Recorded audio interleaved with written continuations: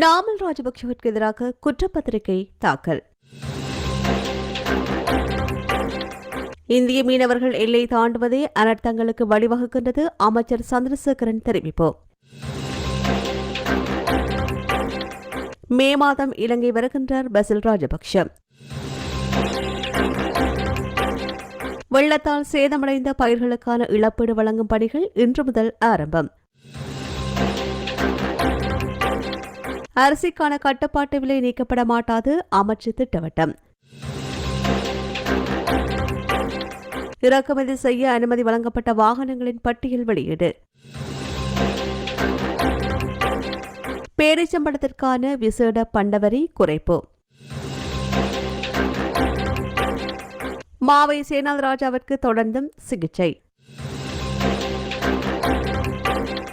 சாய்ந்தமருது பிரதேசத்தில் திடீர் சோதனை, பாவனைக்கு பொருத்தமற்ற உணவுகள் அளிப்பு. நாடாளுமன்ற உறுப்பினர் நாமல் ராஜபக்ஷ